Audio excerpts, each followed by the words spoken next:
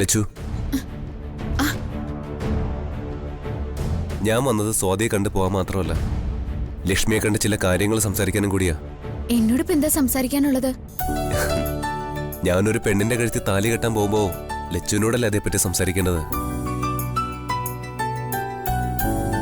എന്റെയും സ്വാതിയുടെയും ജീവിതം ആഗ്രഹിച്ച വഴിക്ക് മുന്നോട്ട് നീങ്ങാൻ പോവാ.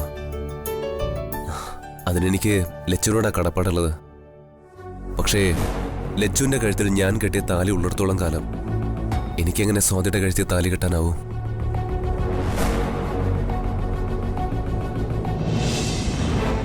ഒരു പ്രത്യേക സാഹചര്യത്തിൽ ഞാൻ നിന്റെ കഴുത്തിൽ കെട്ടിയ താലി അഴിച്ചെടുക്കാൻ ലച്ചു എന്നെ അനുവദിക്കണം.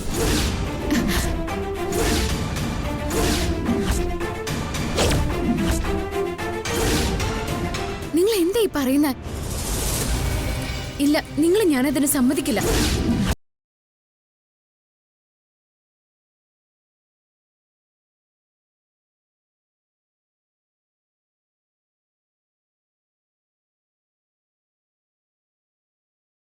നിന്റെ കഴുത്തിൽ താലി കെട്ടേണ്ടി വന്നു.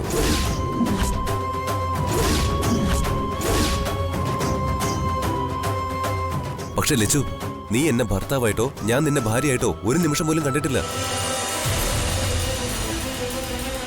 ഈ താലി നിന്റെ കഴുത്തിൽ കിടക്കുന്ന കാലത്തോളം നിന്റെ ജീവിതവും എങ്ങും എത്താതെ പോവും. സ്വാതി പോലും ഇങ്ങനെ ഒരു സത്യം അറിയാതെ പോവും.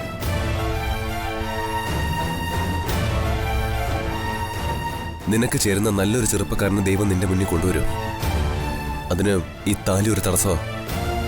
നീ സന്തോഷത്തോടെ ജീവിച്ച് കാണാനുള്ള ആഗ്രഹം കൊണ്ടാ ഞാനിത് പറയുന്നത്. ഞാൻ കെട്ടിയ താലി അഴിച്ചെടുക്കാൻ നീ എന്നെ അനുവദിക്കണം. നിങ്ങൾ അതിന് ശ്രമിച്ചാ അത് നിങ്ങളുടെ ജീവിതത്തിന് ആപത്തായി തീരും. ഞാൻ ഈ താലി അണിഞ്ഞിരിക്കുന്നത് നിങ്ങളെ ഭർത്താവായി കണ്ടിട്ടല്ല. നിങ്ങൾക്കൊരു ജീവഹാനി സംഭവിക്കരുതെന്ന് കരുതിയിട്ടാ. ഈ താലി ഭർത്തൃപൂജയല്ല, നിങ്ങൾ ജീവിച്ചിരിക്കാനുള്ള ഉപാസനയാ.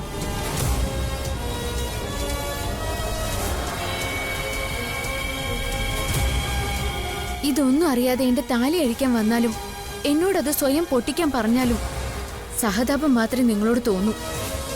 കഥയറിയാതെ ആട്ടം കണ്ടവരുടെ കൂട്ടത്തില് നിങ്ങളും പെട്ടുപോയതില് ഒരുപാട് സങ്കടമുണ്ട്.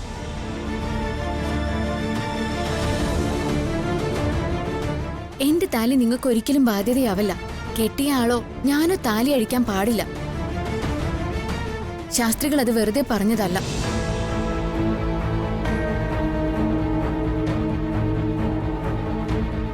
പൂജയ്ക്കിടയിൽ 4 തവണ ഭർത്താവിനെ കൊണ്ടും കുങ്കുമം വഹിപ്പിക്കണം.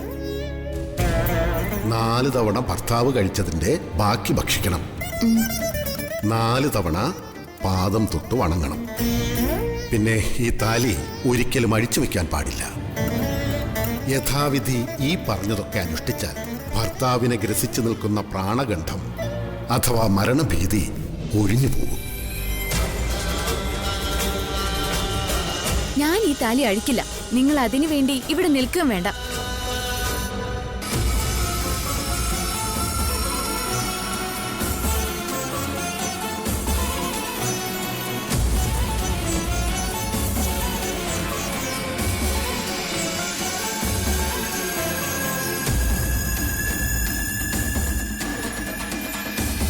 അപ്പോ സഞ്ജു ആയിരുന്നില്ല ലച്ചുവിന്റെ ഭർത്താവ്?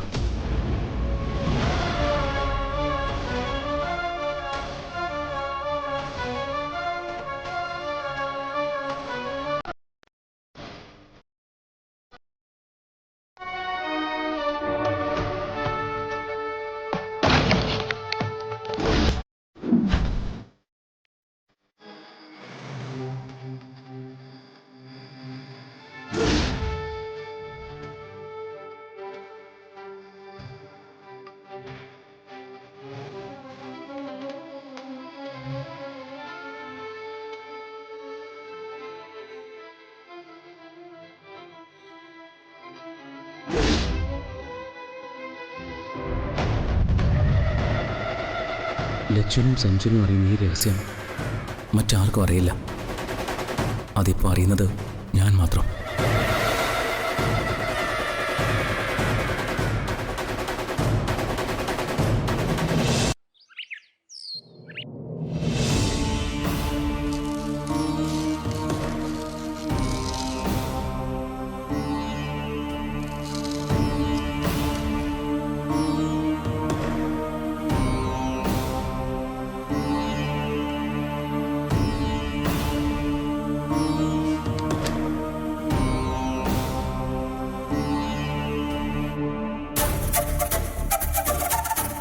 5-ാം തീയതി ഓഡിറ്റോറിയം ഒഴിവുള്ളതായി കുറച്ച് മുമ്പ് ദിനേശൻ വിളിച്ചു പറഞ്ഞു. ആ ദിവസം മുഹൂർത്തം കാണുന്നുണ്ടോ? മുഹൂർത്തം കാണുന്നില്ലെങ്കിൽ അതിന് തൊട്ടടുത്ത് വരുന്ന മുഹൂർത്തം ശാസ്ത്രികൾ നോക്കിക്കോളൂ. വിവാഹം നമുക്ക് ക്ഷേത്രത്തിൽ വെച്ച് നടത്താം.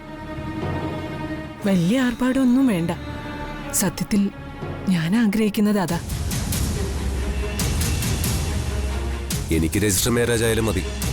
അതിന് മുഹൂർത്തം നോക്കേണ്ട കാര്യമൊന്നുമില്ല.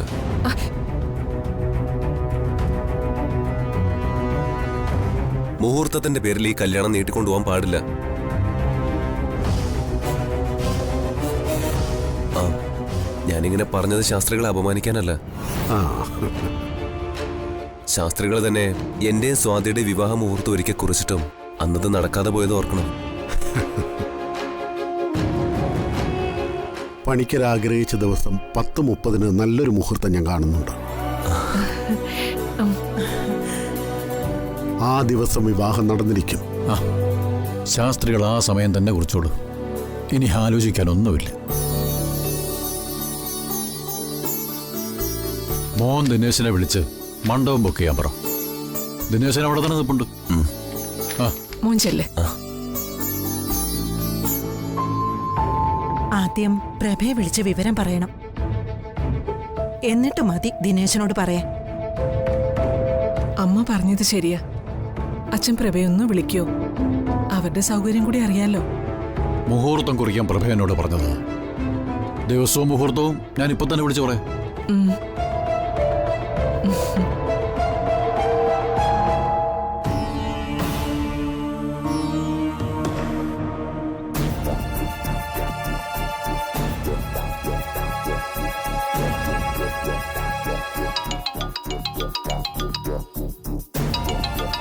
ആരാ? മംഗലശ്ശേരി അച്ഛനാ. എടുക്ക്. എന്താ അച്ഛാ? പ്രഭ പറഞ്ഞ പ്രകാരം ഞാൻ ശാസ്ത്രികളെ വിളിച്ച് മുഹൂർത്തം നോക്കി. ദിനേശൻ ഓഡിറ്റോറിയത്തിൽ പോയിരിക്കുക. 5-ാം തീയതി ഓഡിറ്റോറിയം ഒഴിവുണ്ട്. അത് ഞാൻ ശാസ്ത്രികളോട് പറയുകയും ചെയ്തു. ഭാഗ്യത്തിന് അന്ന് 10:30 മുഹൂർത്തം കാണുന്നുണ്ട്. 5-ാം തീയതി എന്ന് പറയുമ്പോ ഇന്ന് കഴിഞ്ഞാൽ ഇനി 2 ദിവസമല്ലേ ഉള്ളൂ അച്ഛാ. 2 ദിവസം കൊണ്ട് എങ്ങനെ വിവാഹം നടത്തും? പ്രഭ ടെൻഷൻ അടിക്കൊന്നും വേണ്ട. വേണ്ടതൊക്കെ ദിനേശൻ ചെയ്തോളും. നമുക്ക് വേണ്ടപ്പെട്ട ചിലരെ ക്ഷണിക്കാം. നമുക്ക് സമ്മതമാണെന്ന് പ്രഭ പറ. ശരി അച്ഛാ, ആ ദിവസം തന്നെ കുറിച്ചോളൂ. എന്നാ പിന്നെ അങ്ങനെ ആയിക്കോട്ടെ.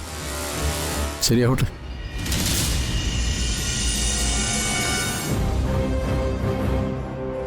നമുക്ക് ആലോചിക്കാൻ ഇനി എന്താ പ്രഭ ഉള്ളത്? ഇതൊരു വെല്ലുവിളിയായിട്ട് നമ്മൾ കാണണം. ദക്ഷയോടുള്ള നമ്മുടെ വെല്ലുവിളി.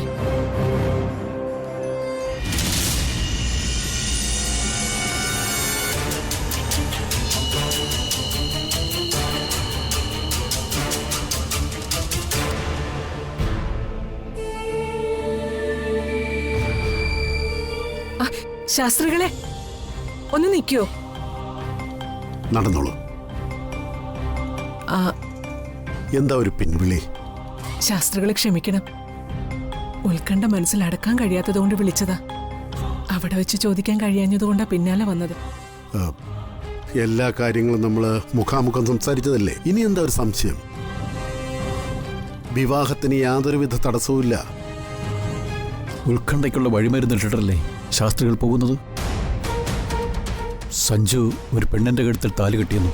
അവൾ വിവാഹ ദിവസം കതർ മണ്ഡപത്തിൽ വരുമെന്നും ശാസ്ത്രികൾ ശ്രീദേവിയോട് പറഞ്ഞില്ലേ? പറയുകയല്ല പണിക്കരെ, അതെന്റെ പ്രവചനമായിരുന്നു. ശ്രീദേവി ഇതേ സംശയം അന്ന് അവിടെ വെച്ച് ചോദിച്ചിരുന്നു. ശ്രീദേവിക്ക് അപ്പോൾ ഞാൻ തന്ന മറുപടി എന്താ? താലികെട്ടിന് ആ കുട്ടിയുടെ സാന്നിധ്യം ഉണ്ടാവുമെന്നാ. അത് മാത്രമല്ല, അവൾ നിങ്ങളെ സംരക്ഷിച്ച് നിർത്തുമെന്നും ഞാൻ പറഞ്ഞു ഇല്ലേ? അവളിലാണ് നിങ്ങളിപ്പോഴും നിലകൊള്ളുന്നത്. എന്താ അങ്ങോട്ട് വിശ്വാസം വരുന്നില്ലേ? എൻ്റെ വാക്കുകൾ വളച്ചൊടിക്കുന്നവരോട് എനിക്കൊന്നും പറയാനില്ല. ഇതൊക്കെ എങ്ങനെ വിശ്വസിക്കാനാ? കാണേണ്ടത് കണ്ടു തന്നെയും അറിയേണ്ടത് അനുഭവിച്ചു തന്നെയും അറിയണം. അത് മറ്റൊരാൾക്ക് കാണിച്ചു കൊടുക്കാനാവില്ല. ഇതിനിടയിൽ കഥയറിയാത്ത ചിലരുള്ളത് എൻ്റെ കുറ്റമല്ല. മകൻ്റെ താലികെട്ടിന് ശ്രീദേവി മരുമകളെ കാണുമെന്നുള്ളത് ദേവിയുടെ നിശ്ചയം. പക്ഷേ അതാരാണെന്ന് പറയാൻ ഞാൻ ആരാ? അവളെ നിങ്ങൾക്ക് കാണാം. അന്നേരം നിങ്ങളുടെ മകൻ കെട്ടിയ താലി അവളുടെ കഴുത്തിൽ ഉണ്ടാവില്ല. ഇന്നലെ വരെ താലി അണിഞ്ഞവളുടെ കഴുത്തിൽ താലി കാണാതിരുന്നാൽ സുനിശ്ചിതം നിങ്ങളുടെ മകന് വേണ്ടി ദേവിയായി അത് വഴി തുറന്നതാവും. ദൈവനിശ്ചയം അധികാരമോ അഹന്തയോ കൊണ്ട് തടുക്കാനാവില്ല. നിങ്ങളുടെ മകൻ കെട്ടിയ താലി അവളുടെ കഴുത്തിൽ ഉള്ളിടത്തോളം കാലം ഇനിയൊരു വിവാഹം അവന് സാധ്യമല്ല.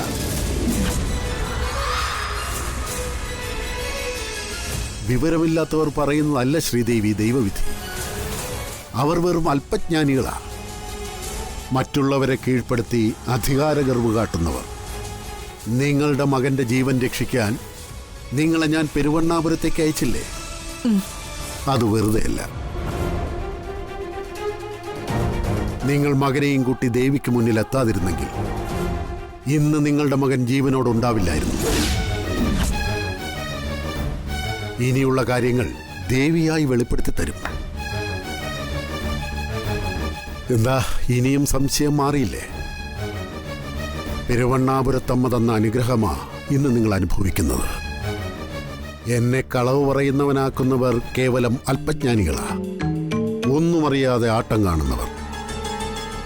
അവരധികകാലം കർമ്മമണ്ഡലത്തിൽ നിലനിൽക്കില്ല. അവർക്ക് ഒരു ആകാശമേ ഉള്ളൂ.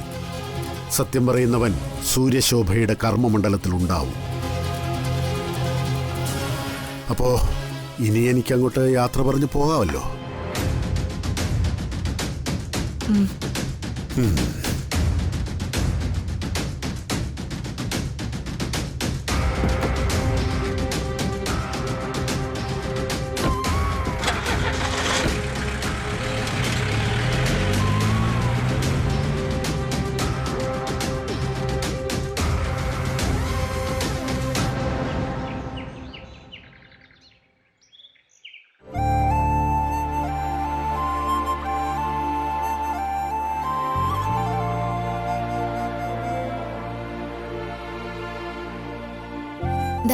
ഇതുകൂടി കഴിക്ക.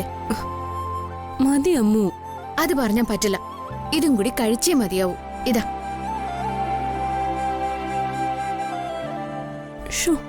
ഈ അമ്മുന്റെ ഒരു കാര്യം എന്താ? എന്റെ ആരോഗ്യം മാത്രം ശ്രദ്ധിച്ച് നീ വല്ലാണ്ട് അങ്ങ് കോലം കിട്ടുപോയി. അതൊന്നും സാരമില്ല ചേച്ചി. എന്റെ കല്യാണം അല്ലല്ലോ നടക്കാൻ പോന്നെ.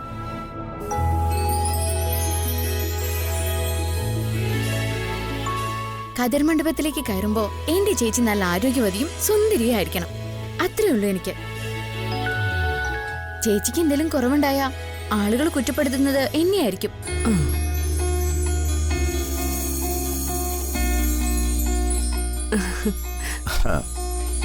എന്താണ് ചേച്ചിയും അനിയത്തിയും തമ്മിൽ ഒരു ഗൂഢാലോചന? അത് ഈ ചേച്ചിക്ക് ആരോഗ്യ കാര്യത്തിലൊന്നും ഒരു ശ്രദ്ധയില്ല അച്ഛാ. ഓ, വെറുതെ ചെറിയ കുഞ്ഞുങ്ങളെ ആഹാരം കഴിപ്പിക്കാൻ ഇതിലും എളുപ്പാ. ഓ, ഇവളുടെ വിചാരം ഞാൻ ഇപ്പോഴും ചെറിയ കുഞ്ഞാണെന്നാ. എന്തായാലും അമ്മ പറയുന്നതൊക്കെ അനുസരിച്ച് അവള് തരുന്നതൊക്കെ വാങ്ങി കഴിക്കുമോളെ. ദേ, ഈ സൗഭാഗ്യം ഇനി 2 ദിവസം കൂടി മാത്രമേ ഉണ്ടാകൂ. 2 ദിവസം കൂടിയോ? അതെന്താ അച്ഛാ? മംഗലശ്ശേരിനെ അച്ഛൻ വിളിച്ചിരുന്നു. ശാസ്ത്രികളെ വിളിച്ച് പരിശോധിച്ചപ്പോ 5-ാം തീയതി നല്ലൊരു മുഹൂർത്തം ഉണ്ടെന്ന് കണ്ടു. ഭാഗ്യവശാൽ അന്നേ ദിവസം ഓഡിറ്റോറിയം ഫ്രീയാ. അതുകൊണ്ടേ 5-ാം തീയതി 10:30 വിവാഹം നടത്താമെന്നങ്ങ് തീരുമാനിച്ചു. ഈ ഡേറ്റ് കഴിഞ്ഞാൽ പിന്നെ അടുത്ത മാസമേ നല്ലൊരു മുഹൂർത്തമുള്ളൂ. ഇപ്പോഴത്തെ ഒരു സാഹചര്യത്തിൽ അത്രയും തീർപ്പിക്കേണ്ട കാര്യമില്ലല്ലോ. എന്തായാലും വളരെ സന്തോഷമുള്ള ഒരു വാർത്തയാണല്ലോ അച്ഛനും അമ്മയും കൂടെ പങ്കുവെച്ചത്. ചുരുക്കി പറഞ്ഞ ഒരുക്കങ്ങൾക്കൊന്നും വലിയ സമയമില്ലാന്നർത്ഥം. ഓഡിറ്റോറിയത്തിന്റെ കാര്യങ്ങളൊക്കെ ഞാൻ അച്ഛനുമായിട്ട് ഡിസ്കസ് ചെയ്തോളാം. വിവാഹം കുടുംബത്തിനകത്തുള്ളവർ തമ്മിലായതിനാൽ പ്രത്യേകിച്ച് ഏറ്റക്കുറച്ചിലുകളൊന്നും ഉണ്ടാവാൻ വഴിയില്ല. മറ്റ് അറേഞ്ച്മെന്റ്സ് ഒക്കെ അച്ഛനും സഞ്ജുവും നോക്കിക്കോളൂ. എന്നാലും വധുവിന്റെ കൂട്ടര് നടത്തേണ്ട എല്ലാ കാര്യങ്ങളും മുറ പോലെ നമുക്ക് നടത്തണം. ഫുഡിന് അത്യാവശ്യം നല്ല കാറ്ററിംഗ് ടീമിനെ തന്നെ ഏർപ്പാടാക്കണം. അത് ഞാൻ ഫോൺ വഴി ചെയ്തോളാം. എന്നാലേ അധികം വൈകാതെ നമുക്ക് ഇന്ന് തന്നെ ഇവിടുന്ന് യാത്ര പറയണം. പ്രഭ തിരുമേനിയെ കണ്ട് കാര്യങ്ങൾ അറിയിച്ചോളൂ.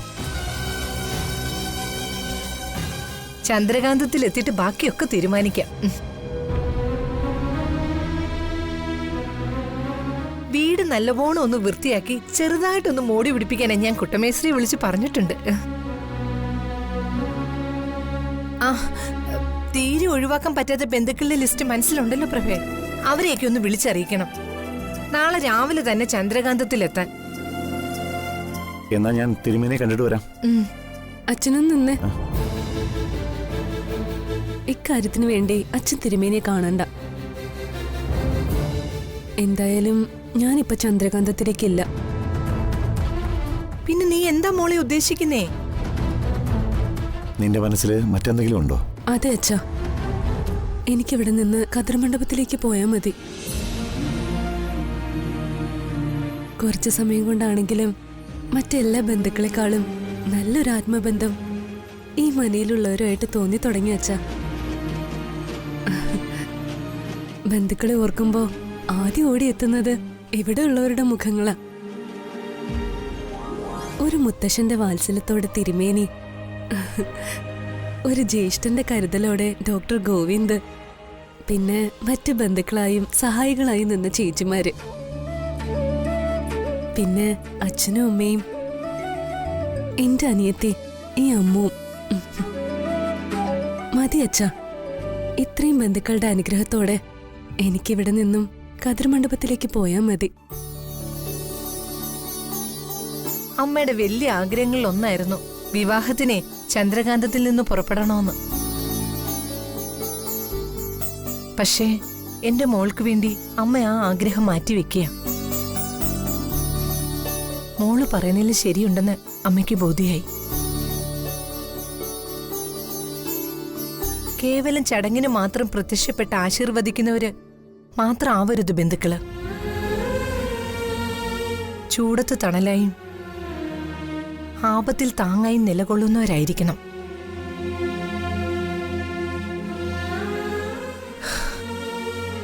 അങ്ങനെ നോക്കിയാ ഇവിടുന്ന് ലഭിച്ചതിലും വലിയ ബന്ധുക്കൾ നമുക്ക് മറ്റാരുമില്ല. നിന്റെ ഈ തീരുമാനം അമ്മ അംഗീകരിക്കുന്നു മോളെ. പക്ഷെ സാരി ആഭരണങ്ങളും ഒക്കെ വാങ്ങാനേ മോളും അമ്മും കൂടെ വരണം. നമ്മുടെ സൗകര്യം അനുസരിച്ച് മംഗലശ്ശേരിയിലുള്ളവരെ അതാത് സ്ഥലത്ത് എത്തിക്കോളും. വേണ്ടമ്മേ, ഞാൻ ഇനി എങ്ങോട്ടുമില്ല. സാരി ആഭരണങ്ങളും ഒക്കെ അച്ഛനും അമ്മയും പോയി എടുത്താൽ മതി. അത് പറഞ്ഞ എങ്ങനെ ശരിയാവും മോളെ?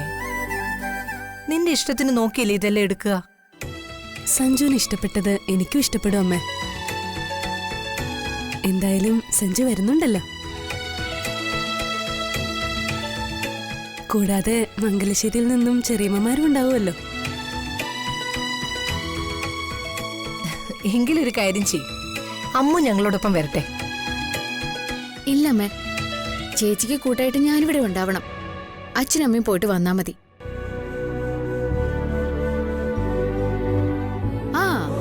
ചേച്ചിയുടെ പുന്നര ചേട്ടൻ വന്നിട്ടുണ്ടല്ലോ. ഡോക്ടർ അറിഞ്ഞോ? എന്റെ ചേച്ചിയുടെ വിവാഹത്തിന്റെ മുഹൂർത്തം കുറിച്ചു. ആധികാരികമായി പിന്നീട് വിവാഹത്തിന് ക്ഷണിച്ചോളും. അതിനെന്താ, ഇനി ഒരു പക്ഷെ ക്ഷണിച്ചില്ലെങ്കിലും ഞാൻ വരും.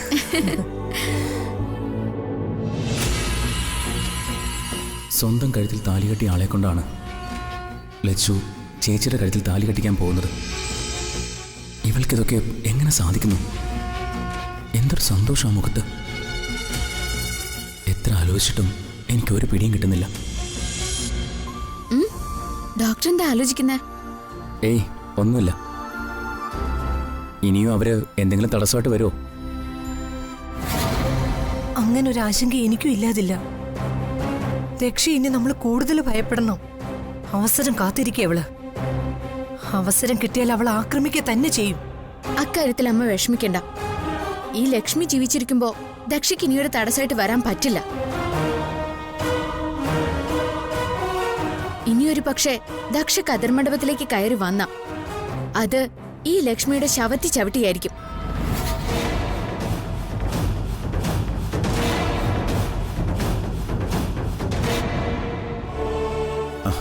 എന്നാ നമുക്ക് അങ്ങോട്ട് പോവാം കാഞ്ചനെ.